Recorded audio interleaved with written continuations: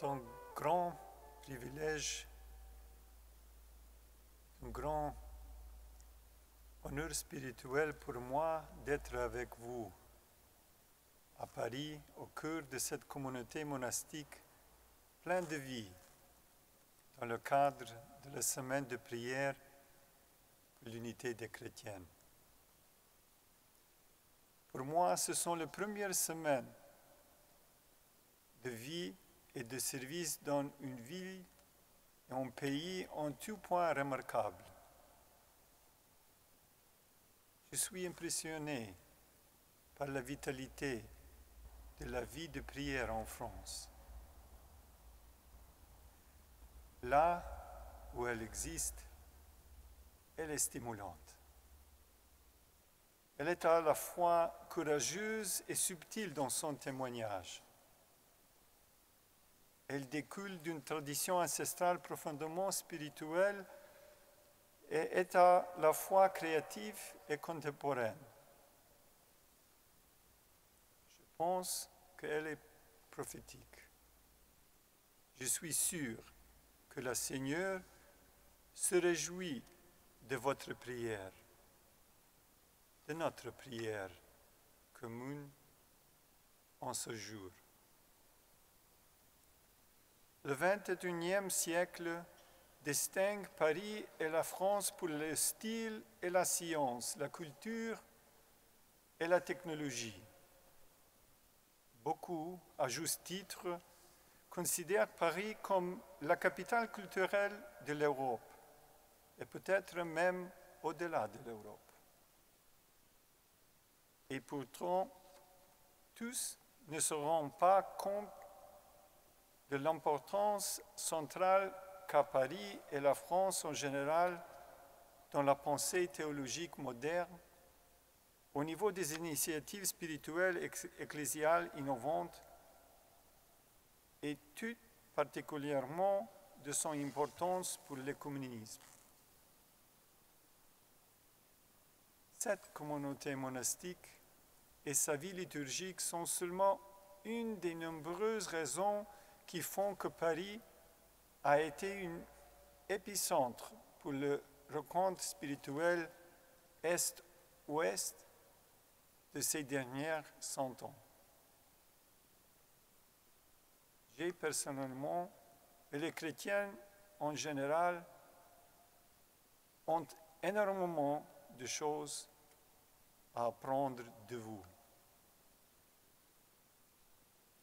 Durant cette semaine où nous prions pour l'unité des chrétiens, il n'était pas anormal de s'interroger sur la persistance du phénomène de désunion des chrétiens.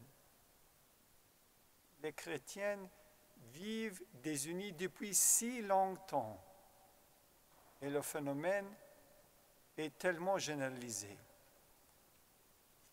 Partout dans le monde, on peut côtoyer non seulement la diversité de l'expression chrétienne, mais aussi l'opposition mutuelle tacite ou implicite des communautés chrétiennes, leur concurrence, voire même leur confrontation. Une question centrale pour nous peut et devrait être: pourquoi existe-t-il une telle désunion entre les chrétiens? Pourquoi, étant donné l'essence même de l'Évangile que nous prêchons tous, les chrétiens ne vivent-ils pas dans l'unité? En un sens, la question va de soi. Et pourtant, la plupart du temps, nous ne sommes plus du tout scandalisés par l'état des unions des chrétiens. Nous ne nous posons plus cette question embarrassante. Le grand métropolite Andrei Sheptytsky a été le chef de l'Église grecque-catholique ukrainienne de 1901 à 1944. Il fut un pionnier de la réconciliation chrétienne et interethnique durant la dramatique première moitié du XXe siècle. Un précurseur qui a mis en pratique beaucoup de vérités de Vatican II, en faveur des Juifs pendant l'Holocauste, qui a condamné publiquement et explicitement les politiques génocidaires des nazis et des soviétiques. Il a beaucoup réfléchi et prié au sujet de cette question de la désunion. Après avoir passé une vie entière à étudier cette question sous toutes ses facettes, le métropolite André y répondait simplement: si nous n'avons pas d'unité entre chrétiens, c'est parce que nous ne le voulons pas. Nous ne le voulons pas, ou tout de moins, nous ne le voulons pas assez. André Szeptycki était scandalisé par la division des chrétiens. Elle tordait son âme. Il n'était pas habitué à cela. Il ne l'acceptait pas avec sérénité. Cela, tout simplement, ne pouvait être pour lui une caractéristique normale de son imagination spirituelle. Pour lui, la désunion chrétienne commettait profondément le péché. Elle avait besoin d'être considérée avec un maximum de mise au point et de résolution dans son ensemble. Il le fit durant toute sa vie et en inspira plusieurs, y compris les moines de Cheftogne, les écuménistes parisiens et les leaders religieux de plusieurs pays. Plusieurs éléments de la connaissance des chrétiens francophones au sujet de chrétiens orientaux au début du XXe siècle mènent directement ou indirectement au métropolite André. Presque 70 ans après sa mort, en dépit d'importantes contributions du mouvement œcuménique, la plupart d'entre nous se sont résignés à la séparation parmi les chrétiens. Nous consacrons une prière ou deux au sujet de la désunion des chrétiens durant la semaine prévue à cet effet. Le reste de l'année, nous vaquons à nos petites affaires confessionnelles, culturelles, voire sectaires. Parce que nous ne ressentons pas le scandale de la désunion, et je m'inclus moi-même dans le nu, nous ne déployons pas le zèle nécessaire pour l'unité. C'est ainsi que la désunion chrétienne persiste et prospère. Une des raisons pour lesquelles nous ne ressentons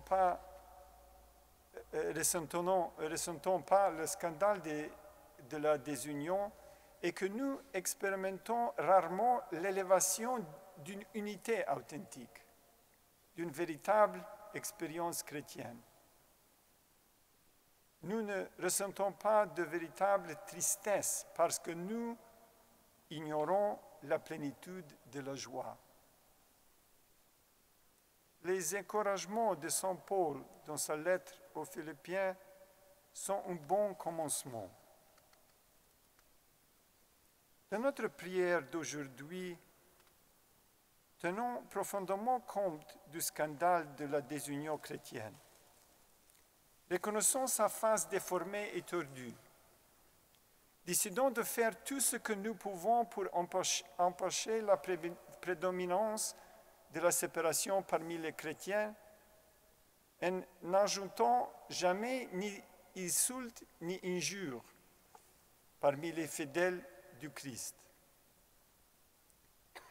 Mais ne nous arrêtons pas là. L'expérience du passé nous montre qu'il nous faut davantage. Nous avons besoin d'être inspirés afin de rejeter totalement le discours fraternel. C'est la grandeur de notre rencontre avec le Christ qui est la source de notre force pour se débarrasser de ce qui est étranger à l'identité authentique du corps du Christ, sa seule, véritable, universelle et apostolique Église. Vivons dans la joie et la paix dans nos cœurs, maisons et communautés. Laissons ce qui est noble et excellent, ce qui est pur et digne de louange remplir nos vies. Allons à partir d'aujourd'hui avec une joie contagieuse et une paix véritable et communicative, lui témoigner qu'il est la source de notre unité. C'est en étant sereinement radieux dans ses vertus que nous surmonterons de plus en plus la résignation à la division. Le Seigneur est proche.